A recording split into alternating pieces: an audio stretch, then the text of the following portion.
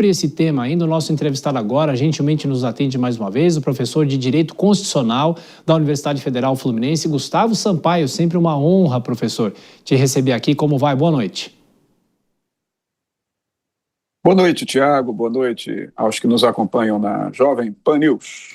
Bom, professor, claro que a gente faz, como a gente sempre reforça, né, com o senhor, uma análise técnica, jurídica, sem politização, que eu acho que é importante sempre reforçar isso. Eu pergunto, dois casos, duas questões, na verdade, no caso do general Augusto Heleno, a idade avançada e a doença. Assim que houver essa comprovação, o senhor acha que ele deve realmente conseguir ir para a prisão domiciliar? Porque, inclusive, a PGR fez essa recomendação, professor. Sim, de fato, Tiago, é de praxe, na jurisprudência, inclusive, que pessoas que já chegaram ao patamar dos 70 anos, sobretudo aquelas pessoas que tenham comorbidades, patologias, doenças que comprometam o seu bem-estar, o seu mínimo existencial, o seu equilíbrio pessoal, moral e biológico, se encarceradas, elas devem cumprir pena em regime domiciliar, sim, Tiago. E é natural, quando se passa dos 70 anos, claro, nem todos, felizmente, mas é natural que as pessoas tenham algumas doenças associadas à idade, muitas vezes um quadro demencial em evolução, ou outras patologias. E, nesse sentido, para te restituir a palavra, Tiago, veja que no início desse ano, o Supremo Tribunal Federal emitiu um sinal muito forte nesse sentido, quando, julgando o ex-presidente Fernando Collor de Mello, que havia sido acusado pela Procuradoria-Geral da República por crimes contra a administração federal, o Supremo Tribunal Federal o condenou a alguns anos de pena privativa de liberdade e determinou o cumprimento da pena. E quando o ex-presidente Collor já estava recolhido ao cárcere no estado de Alagoas, onde reside, a defesa apresentou várias peças documentais médicas comprovando o acometimento de apneia do sono e de mal de Parkinson. E, naquele momento, o Supremo Tribunal Federal entendeu que o ex-presidente Collor de Mello poderia cumprir a sua pena na sua residência, é onde ele está até hoje, Tiago. Ali eu interpretei aquela decisão do Supremo Tribunal Federal, repito, foi no começo desse ano, como um aceno no sentido de que o mesmo poderia acontecer, por exemplo, com o ex-presidente Jair Bolsonaro, que sabidamente é uma pessoa que carrega muitos problemas de saúde, sofre muitas intervenções médicas, cirurgias. E não é diferente o quadro do ex-ministro-chefe do Gabinete de Segurança Institucional, Augusto Heleno, General Heleno. Digo, não é diferente não em relação às patologias em si, mas é uma pessoa que parece carregar algumas comorbidades. Agora, é claro, tudo isso é julgado pelo Tribunal da Execução Penal, que no caso é o Supremo Tribunal Federal, que melhor analisará as peças médicas, todas as comprovações, para ver se elas bastam para que se autorize o cumprimento da pena em regime domiciliar, Tiago. Pois é, professor, quem que toma essa decisão de posse com todos os documentos, confirmando que ele tem essa doença efetivamente, a idade avançada, quem que toma essa decisão? Uma decisão monocrática, uma decisão de plenário, como é que isso funciona? A Constituição da República estabelece no artigo 102, inciso 1º, a linha M da Constituição Federal, que nas ações de competência originária do Supremo Tribunal Federal, e eu quero dizer que é o caso, porque a ação penal 2668, que teve como réus o ex-presidente Bolsonaro, ex-ministros de Estado, o ex-comandante de uma força federal, essa ação penal, pelo fato de essas pessoas que estavam na condição de réus ocuparem cargos de grande magnitude à época do suposto cometimento do delito, gerou o chamado foro especial por prerrogativa de função. Portanto, é uma ação penal originária que começou e terminou no próprio Supremo Tribunal Federal. E a linha M diz que, nesse caso, a execução penal corre por conta do próprio Supremo Tribunal Federal, a não ser que a Corte delegue atos de execução a outros órgãos judiciais. Isso aconteceu, Tiago, só para ilustrar na época da ação penal 470, muitos anos atrás, ficou historicamente conhecida como ação penal do mensalão, em que o tribunal, exausto, depois de um julgamento tão longo, delegou à vara de execução penal do Distrito Federal a tarefa da execução da pena. Mas nesse caso aqui, da ação penal dos crimes contra a democracia, ficou conhecida como a ação penal da trama golpista, muitas vozes já saíram do Supremo Tribunal Federal dizendo que o próprio tribunal deverá se ocupar da execução da pena. Assim, para te responder agora de forma certeira, se a competência foi da primeira turma do Supremo Tribunal Federal para processar, julgar e condenar, a competência para a execução penal será também da primeira turma do Supremo Tribunal, agora, é claro, sob a batuta do relator, o ministro Alexandre de Moraes. Professor Gustavo Sampaio, a gente falava sobre também o ex-presidente Jair Bolsonaro, só citou os problemas de saúde dele. Nessa semana também a gente já deu aqui essa informação que a defesa está também fazendo todas as movimentações em relação aos embargos, em relação à prisão domiciliar. O senhor acha que é apenas uma questão de praxe da defesa, ou o senhor acha que, nesse caso, a defesa pode conseguir alguma coisa com o Supremo?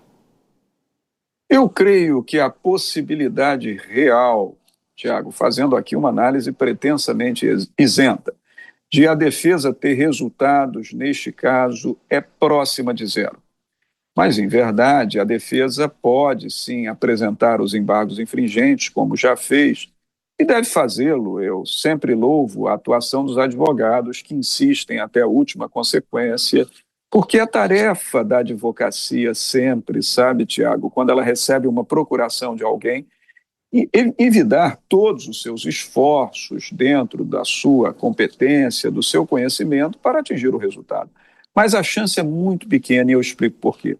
Os embargos infringentes, que são sim um recurso com o fim de modificar o conteúdo de uma decisão condenatória, segundo o artigo 621 do Código de Processo Penal, eles são cabíveis sempre que a decisão condenatória de um órgão colegiado, ou seja, um órgão com vários juízes, não é unânime.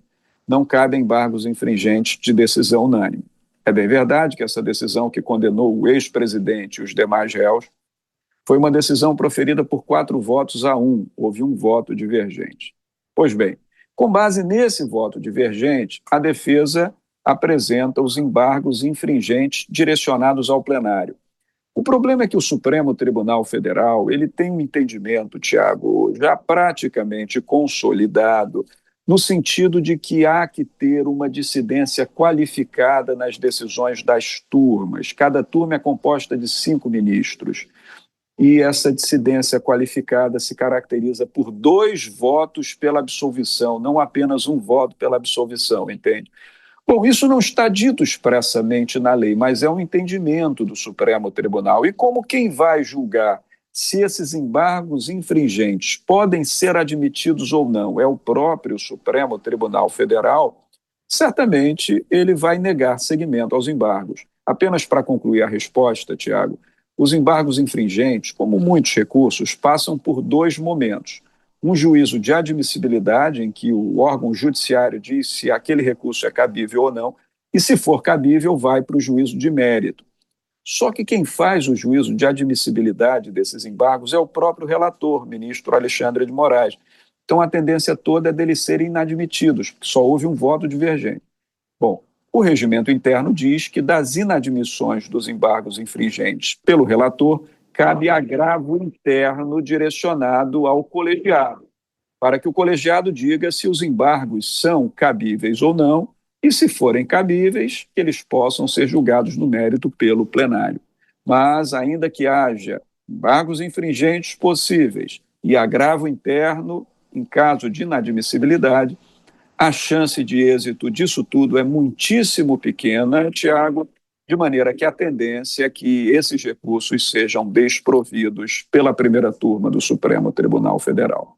O professor Gustavo, deixa eu fazer uma pergunta para o senhor que talvez fuja um pouco a questão um pouco mais, vamos dizer assim, voltada ao próprio direito, talvez uma conjectura que fala também da questão do direito, se o ex-presidente Jair Bolsonaro não tivesse tentado romper a tornozeleira eletrônica, ele estava em prisão domiciliar por um outro caso, por uma outra questão, não pela questão da trama do Supremo. O senhor acha que ele continuaria em prisão domiciliar ou ele iria, de qualquer forma, para um outro lugar e aí, futuramente, como nesse momento a gente já vem discutindo aqui sobre as questões da saúde dele, ele pode sim voltar à prisão domiciliar?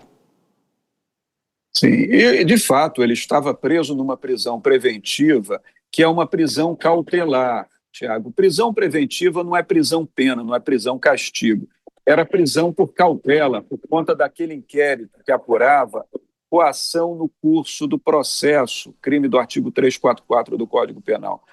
Ele permaneceria em prisão preventiva em casa, em regime domiciliar, mas certamente no início da execução da pena, por uma questão de praxe, de certo aconteceria como aconteceu com Fernando Collor de Mello. Ele seria levado ao estabelecimento prisional, ou que fosse a sala de custódia da Polícia Federal, para depois o tribunal apreciar a possibilidade da concessão do regime domiciliar. Muito bem.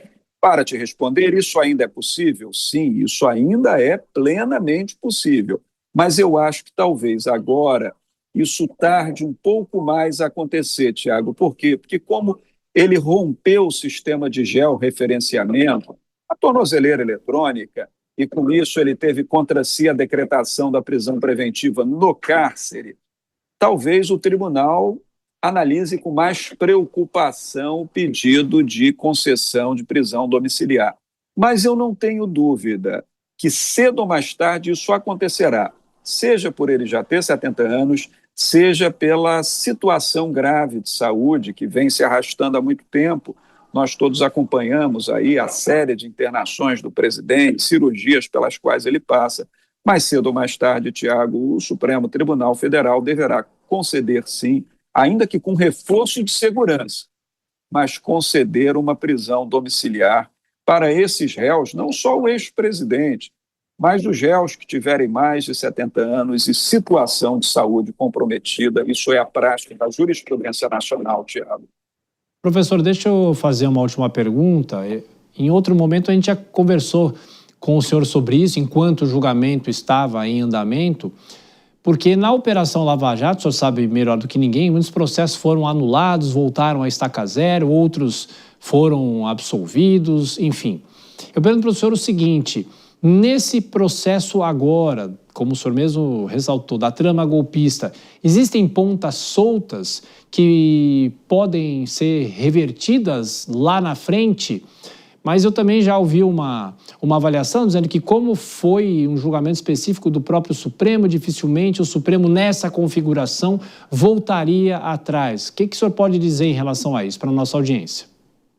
Eu concordo com esse diagnóstico, com essa análise. Dificilmente o Supremo Tribunal voltaria atrás por uma razão, Tiago. Quando você fala dos feitos da Operação Lava Jato, e realmente ali houve vícios procedimentais insanáveis, inclusive a incompetência territorial da Seção Judiciária do Paraná, recorda-se, que acabou chamando para si muitos julgamentos que competiriam à Seção Judiciária de São Paulo do Distrito Federal. Mas, ao contrário do que aconteceu naquela ocasião, em que tribunais acima teriam como reapreciar a validade de decisões proferidas em instâncias abaixo, como essa ação penal originária, a ação penal dos crimes contra a democracia, ela foi de competência originária do próprio Supremo Tribunal Federal, ou seja, ela começou e terminou no próprio Supremo Tribunal. Ora, Tiago, o Supremo Tribunal já é a Suprema Corte. É a Corte Suprema da Organização Judiciária Nacional, não há nenhum tribunal acima dele. Então, a possibilidade de revisão dos atos correrão por conta do próprio Supremo Tribunal. Então, eu creio que durante um bom tempo, dificilmente a jurisprudência da Corte mudaria a ponto de o Supremo Tribunal Federal reconhecer vícios sobre a própria condução dos seus próprios trabalhos judicantes em relação à ação penal 2668. De um modo geral, veja, os crimes aconteceram, isso foi fartamente comprovado, mas um aspecto que ficou em dúvida na comunidade jurídica foi o da competência dentro do Supremo Tribunal, não para julgar os ex-ministros, como Braga Neto, como Paulo Sérgio Nogueira, como Augusto Heleno, mas a competência para julgar o ex-presidente Bolsonaro. Eu explico por quê. Até dezembro de 2023, todas as ações penais que fossem de competência originária do Supremo Tribunal eram competência do plenário. O plenário, exausto de julgar tantas ações, promoveu uma emenda regimental e transferiu a maior parte dos casos de prerrogativa de foro para as turmas. Por exemplo, hoje as turmas têm competência para julgar os deputados federais, os senadores, os ministros de Estado, os comandantes de força. Mas, quando houve essa alteração regimental, o regimento salvaguardou no plenário a competência para julgar o presidente da República, o presidente da Câmara, o presidente do Senado, os ministros do Supremo e o procurador-geral da República. Por que o ex-presidente Bolsonaro, então, foi julgado na turma? Que o Supremo entendeu que ele não era mais presidente, que ele era ex-presidente, que, portanto, seria julgado na turma e não no plenário. Todavia, Tiago, para concluir, que eu já me estendi por demais, Imagina. todavia, se o presidente Bolsonaro foi julgado no Supremo Tribunal e não em primeira instância, porque ele teria cometido crime enquanto era presidente, ora, então, segundo muitos na comunidade jurídica, ele deveria ter sido julgado no plenário. Eu acho que esse é o ponto que ficou, assim, digamos, como um fio solto ao longo desse processamento, longo desse julgamento. Não em relação aos demais réus. Os demais réus poderiam ser julgados nas turmas, segundo o regimento interno. Mas, volto a falar, qualquer possibilidade de reapreciação correria por conta do próprio Supremo Tribunal Federal, em sede, por exemplo, de uma revisão criminal, e por esses idos eu não creio que o tribunal mudaria a sua jurisprudência, não, Tiago. Professor Gustavo Sampaio, de Direito Constitucional, como sempre, muito obrigado pela atenção, pela gentileza, por todos os esclarecimentos sempre, e o senhor é sempre bem-vindo aqui na Jovem Pan. Um grande abraço, bom fim de semana, professor. Satisfação sempre conversar com vocês, Tiago. Bom trabalho, bom jornal, bom fim de semana. Muito obrigado.